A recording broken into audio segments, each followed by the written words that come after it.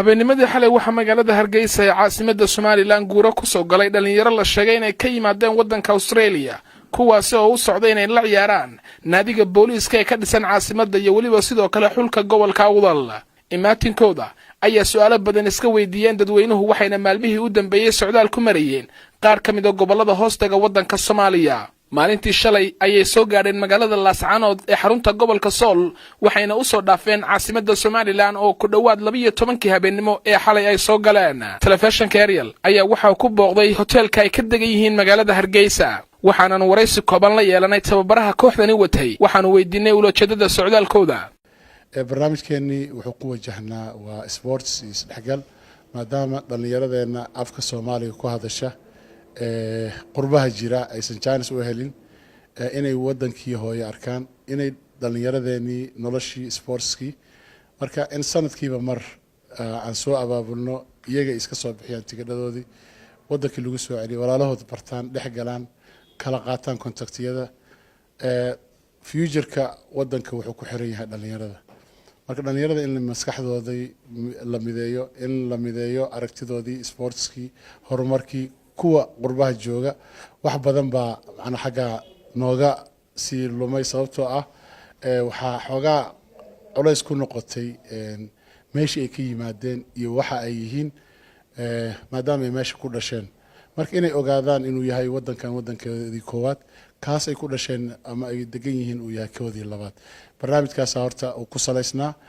midda kalena sportski in macnaha uu yahay waxa kaliya oo dhalinyarada ay isku fahmi karto ama luqadda isku fahmi karto inay tahay. intaas kadib ayaan Cali Xuseen wax ka weydiiyay hadal dhawaan ka soo yeeray mid ka mid ah mas'uuliyiinta gobolka Banaadir ee waddanka Soomaaliya kaas oo sheegay inay naadiyadani mari doonaan gobolada Soomaaliya waxa uu hadalkiisa ku sheegay in magaalada Hargeysa ee caasimadda Soomaaliland ay ka mid tahay gobolada dalka Soomaaliya ee naadigu mari doono. Cali amaan ayuu kala dul dhacay Soomaaliland waxa uu sheegay in waqtigan halka ay Soomaaliland taagan tahay aanay Soomaaliya wali soo gaarin waxa uu sheegay in ay la dhaceen hanaanka loo dhisay garoomada iyo waliba sidoo kale nabad iyo kala dambeynta tala Soomaaliland wuxuuna yiri siyaasadda waa iska meesheedii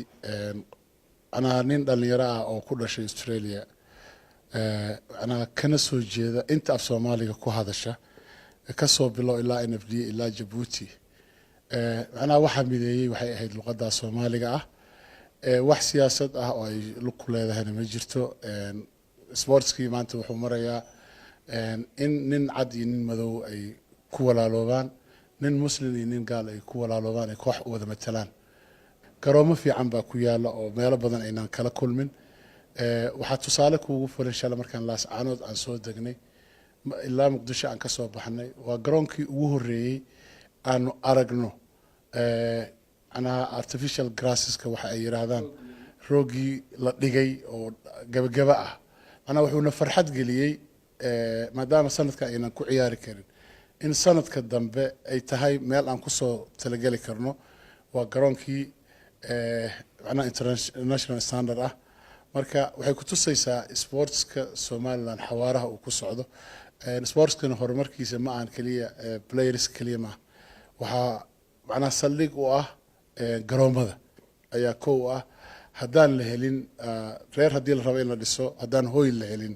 reer ma dhismo banaanka reer kuma dhismo. Xasan Waraab Caddo oo kamid ah khabiirada dhanka kubadda cagta ku takhasusay ee Soomaaliland horena uu ahaan jiray gudoomiyihii Olombikada ee Soomaaliland ayaa isaguna ka hadlay socdaalka dhalinyaradan waxa uu sheegay in isagu u dhameeyay imaatinka dalka isla markaasna uu wasaaradda ciyaaraha ka saxeexay warqadda ogolaanshiyaha inay dalka soo galaan waxa uu sheegay in la siyaasadeeyay socdaalkooda isla markaasna lala xiriiriyay arrimo siyaasadeed sida uu hadalka u dhigay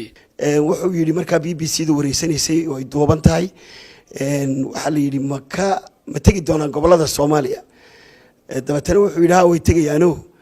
waxay tagayaan Boosaaso waxay tagayaan Hargeysa waxay tagayaan Boorame intaas uu israaciy sida daraadeed markii ay damceen inay markaa xagga yimaadaan arrinka laga warhelay iyagu way ka xumaadeen runtii dabatana waxay toos la soo xiriireen Soomaaliland dabatana anigu goobjoog baan u ahaa dabatana wasiirku wuxuu yiri waa in codsi waxaan ahayn kuma iman kartaan codsi bay soo qorteen qoraala maadaama ay sanadka hor yimaadeen isla hudheelkan shaybe ay sanadka hore deganayeen dabeetana codsigeedii wasiirku uu ka jawaabay iyagoo soo codsaday inay Somaliland ciyaaro saaxiibtinimo sidii sanadkii hore la yeeshaan tiina wasiirku iyada qoraal uga jawaabay qoraalkeedina wuu yaalaa inamadan waa inama hore dalka u yimid waa inama isku wada jira waa inama dhalashahan Australiana ma ahan inama imika la oran karo asalkooda waa Soomaali marka waa faa'iido badan bay ay u leedahay dhalinyarada gudaha iyo dibadda marka saasay ku dhacday taasi iyaguna waxay ka bixiyeen hadalka ninka apologize bay ka bixiyeen dhalinyaradan ayaa la sheegay inay maalinta bariya magaalada Boorame ee xarunta gobolka Awdal ay kula ciyaari doonaan xulka gobolka Awdal isla markaasna maalmaha ka dambeeya ay ishaleli doonaan kooxda booliiska ee ka dhisan caasimadda Hargeysa waa sida hadallada ay u sheegeen mas'uuliyiinta aan wareysanayay socdaalkooda ayaa waxa uu ku soo beegmayaa xilli bulshada Somaliland ay ka warqabtay socdaalka dhalinyaradan ku marayeen gobolada ka tirsan Soomaaliya waxaana bulshada dadka qaar ay isweydiinayaan asbaabaha wasaaradda ciyaaruhu u siisay ogolaanshiyaha ay dalka ku soo galeen iyagoona sheegay inay ka madax bannaan yahay socdaalkooda arrimo siyaasadeed Sakariya Sudaysi Television Ariel magaalada Hargeysa